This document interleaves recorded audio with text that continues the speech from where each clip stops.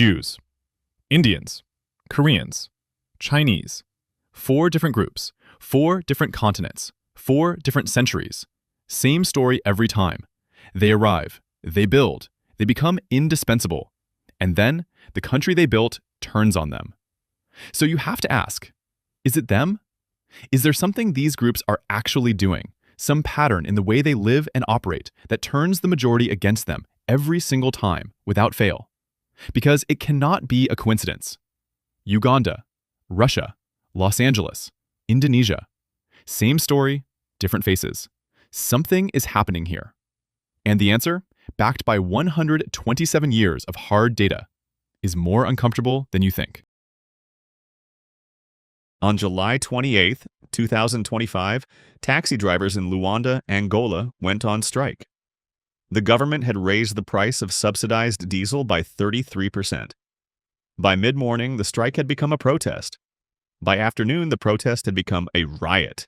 Security forces moved in with tear gas, rubber bullets, and, in several documented cases, live ammunition.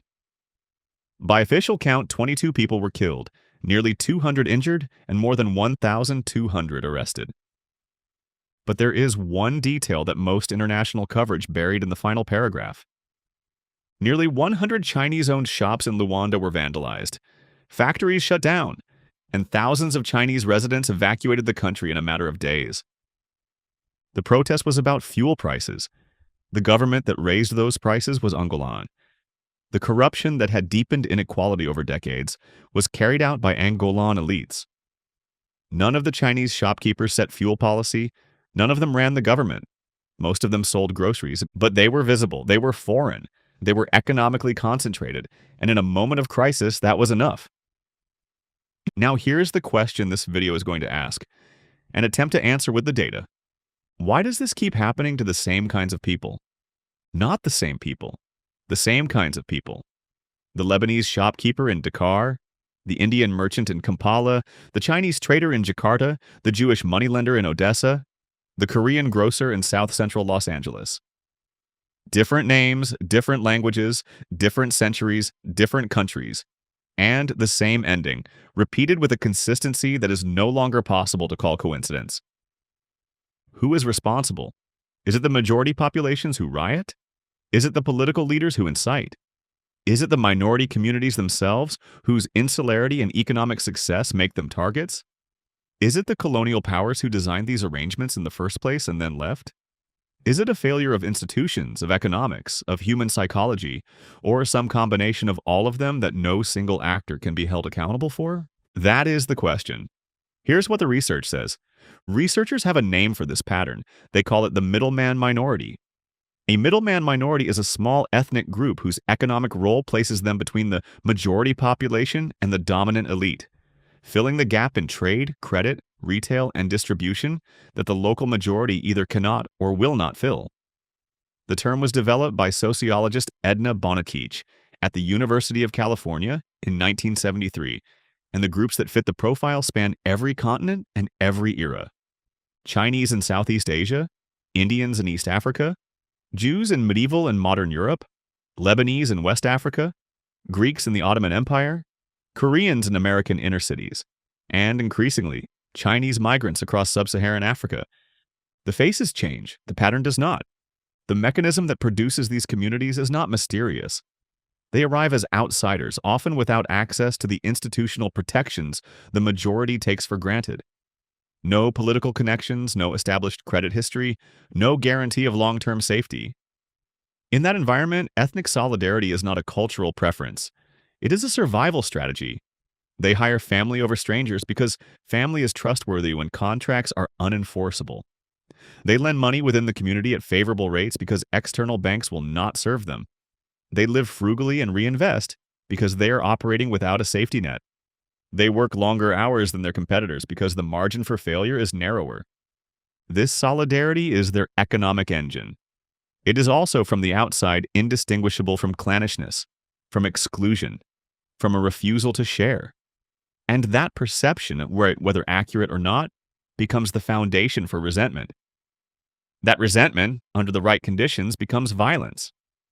So who is responsible for that resentment? The communities who appear insular? The majority who perceive exclusion? The historians would argue neither answer is complete without the third party that created the arrangement, the colonial state.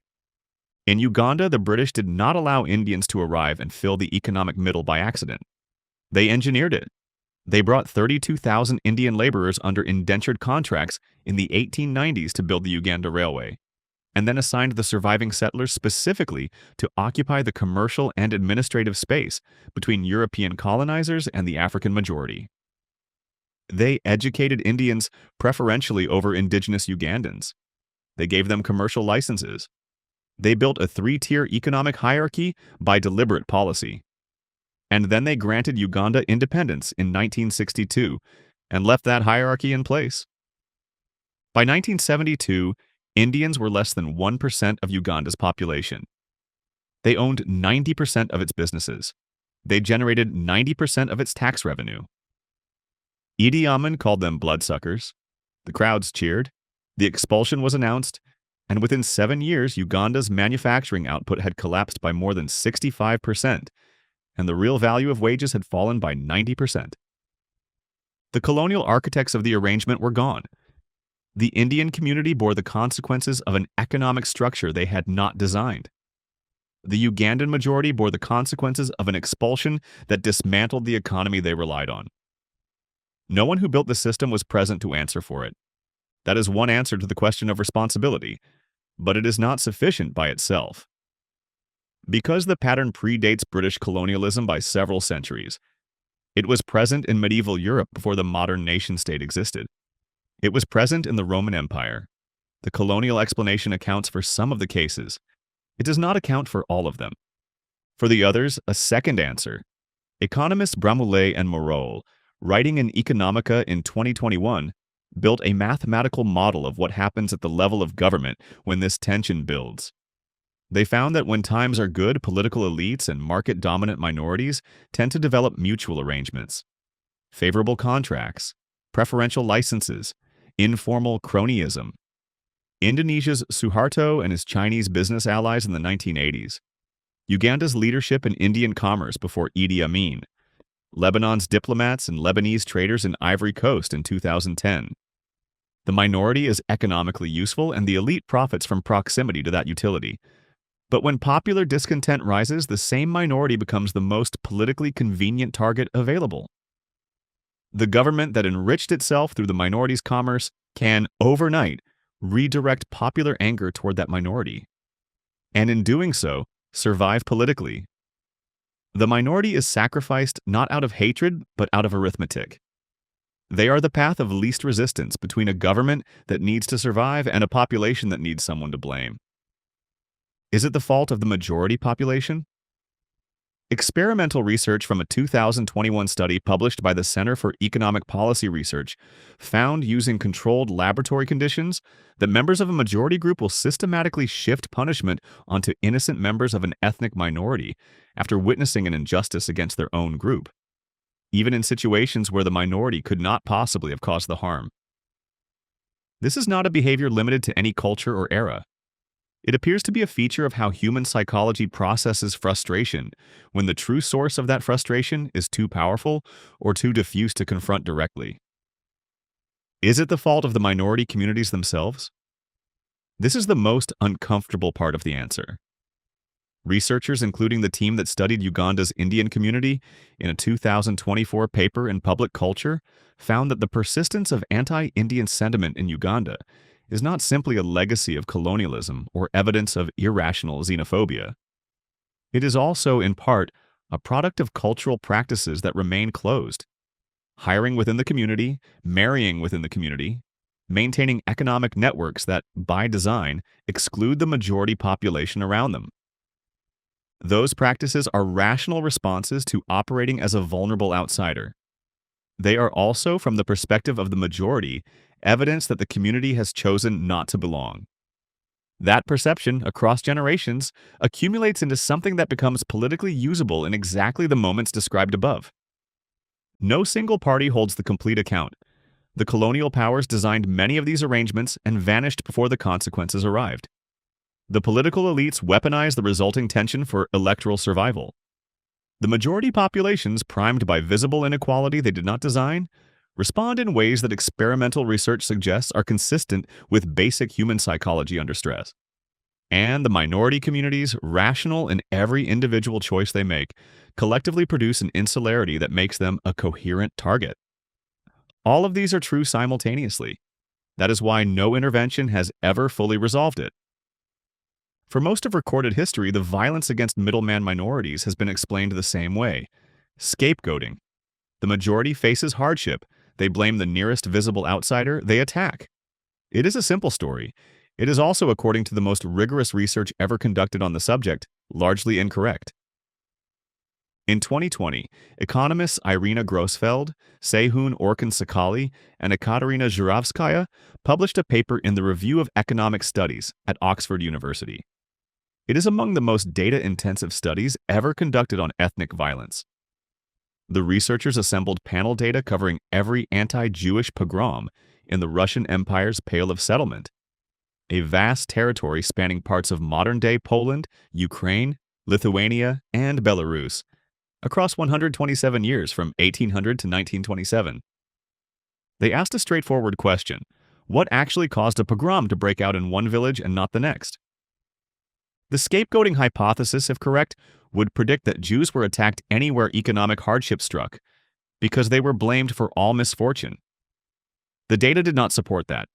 Pogroms broke out when economic shocks coincided with political turmoil. Economic crises alone did not cause pogroms. Political turmoil alone did not cause pogroms. It required both, simultaneously, and even then, violence occurred specifically in localities where Jews dominated middleman occupations, moneylending, and grain trading. If this were pure scapegoating, if Jews were simply blamed for everything, pogroms would have spread equally to areas where Jews were cobblers, tailors, or artisans. They did not. The data showed that during periods of political turmoil combined with crop failure, the probability of a pogrom in a locality where Jews dominated the local credit sector was 7.4%. In localities where Jewish involvement in credit was low, the same conditions produced a pogrom probability of just 0.7%. That is a tenfold difference, and it demands an explanation more precise than hatred. Here is what the researchers found. Jewish middlemen in stable times functioned as a form of economic insurance for the peasant majority. When a harvest failed and a farmer could not repay a debt, both parties had an incentive to preserve the relationship. The moneylender extended the debt. The farmer remained a future customer. The system held because both sides needed the future more than they needed the immediate settlement. But introduce political instability, the threat of conscription, the possibility of land collectivization, genuine uncertainty about whether either party would still be present next year, and the calculation changes. The moneylender can no longer trust that the relationship will continue. He demands immediate repayment. The farmer, suffering crop failures, cannot pay, and so the farmer, unable to direct anger at the political forces producing the instability, directs it at the person standing in front of him demanding money he does not have. The violence is the catastrophic failure of a credit relationship, not the explosion of ancient ethnic hatred. This mechanism is not unique to Eastern Europe. The researchers note it's parallel to the Deccan riots in rural India at the end of the 19th century, in which peasants attacked Indian moneylenders under nearly identical conditions. Different religion, different region, different century, same mechanism. This is the part that changes the entire frame of the story. The pogrom was not irrational. It was not a simple release of tribal fury. It was, at its core, a rational response to the collapse of a specific economic relationship at the worst possible political moment. The people carrying out the violence were not wrong that their situation had deteriorated. They were wrong about who caused it. And that distinction between the correct identification of a crisis and the incorrect identification of its source is the engine of this entire phenomenon. It is not unique to any century, any religion, or any ethnicity. It is what happens when economic pain meets political instability, and there is a visible, concentrated, economically distinct group available to absorb the anger that cannot reach its actual target. After Idi Amin fell, Uganda invited the Indians back. They came back. They rebuilt their businesses. And today, 50 years after the expulsion, Indians and Asian investors again contribute approximately 75% of Uganda's tax revenue, dominating the same sectors: banking, manufacturing, retail, hospitality. They dominated in 1972. A 2024 academic paper from Duke University Press concluded that the conditions that produced the original expulsion are currently present in sufficient abundance that another expulsion is possible. The slot refilled. 50 years of history, including an expulsion that killed the economy, changed almost nothing structurally. In Indonesia, the 1998 riots killed approximately 1,000 people and destroyed thousands of Chinese-owned businesses. The violence had been orchestrated, according to researchers, as a deliberate frame-shifting strategy by security forces, redirecting public anger away from anti-government protests and toward the most economically visible minority available.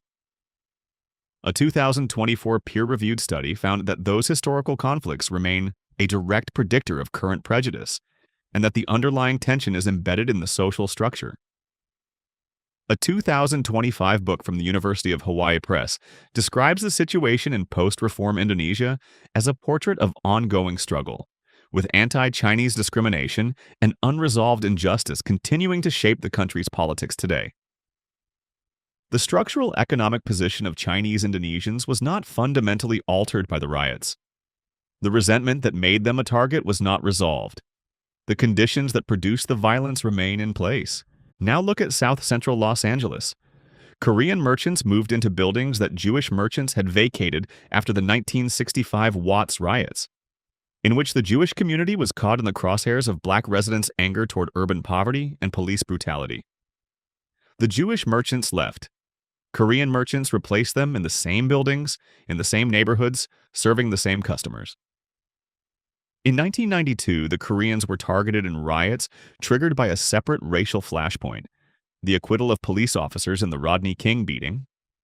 More than 2,300 Korean-owned businesses were looted or destroyed. They were replaced. Korean Americans moved out of South Central, and Arab American and Southeast Asian merchants moved into the same buildings. The slot does not disappear. It recruits a new occupant. That occupant builds resentment. When the next crisis arrives, they become the target. This is the most important and least discussed aspect of this entire phenomenon. The violence does not end the cycle. It is a chapter in a loop that has no recorded exit. Every time a middleman minority is expelled, destroyed, or driven out, the economic gap they filled still exists. Someone fills it. The structural tension reforms around the new occupant, and the clock starts again. The question is never whether the slot will be filled. It always is. The question is only who fills it next and how long until the conditions align again. Angola in July 2025 was not an isolated event. In July and August of last year, Chinese-owned shops across Luanda were looted, while the Angolan government, which had spent 2 decades building infrastructure with Chinese loans and Chinese labor, concentrating the resulting wealth among a narrow elite, faced protests over fuel prices ahead of the 2027 election cycle. In Kenya, a government trade minister publicly called for Chinese retail traders to be removed from their commercial leases, stating that Chinese investors were welcome as manufacturers but not as traders, and proposing that a university buy out the leases and hand the premises over to local traders' associations. Demonstrations broke out. Placards read, "We want the Chinese out of Kenya." In Zambia, anti-Chinese sentiment has been documented as a deliberate electoral strategy by opposition politicians seeking to harness economic frustration for votes. A 2025 paper in a peer-reviewed sociology journal confirmed that across multiple African countries, incumbent elites are adopting racial nationalism against the Chinese minority, specifically during periods of political weakness, redirecting anger that would otherwise land on the government. The formula is identical: an economically visible minority, a crony relationship with political elites during good times, economic hardship among the majority, political instability or electoral pressure, violence. The groups in the slot change. The slot does not. The violence ends. The conditions that produce it remain. The expelled return. The resentment rebuilds. And somewhere in a country that will make international news in a way nobody expected, the cycle prepares to complete itself again. The question of who is responsible does not have a clean answer. What the research provides instead is a description of a system, one that implicates colonial design, political opportunism, economic structure, and human psychology in roughly equal measure. What it does not provide is a single party to hold accountable because no single party built it, and no single party has ever successfully dismantled it. There is no recorded case in which a society, having recognized this pattern in advance, successfully interrupted it. The middleman minority pattern is not a story about specific ethnic groups being unusually good or unusually bad at commerce. It is not a story about hatred being ancient or inevitable. It is a story about a structural position in an economy, a gap between those who produce and those who consume, in a society where the majority cannot or will not fill it, and what happens to the people who fill it when the system under which they operate comes under stress. The pattern is not 50 years old. It is not 200 years old. It is documented across every continent and every economic era, for which researchers have assembled sufficient data. The latest example is 9 months old. The next one is already in preparation somewhere in a country whose name will surprise nobody when the moment arrives.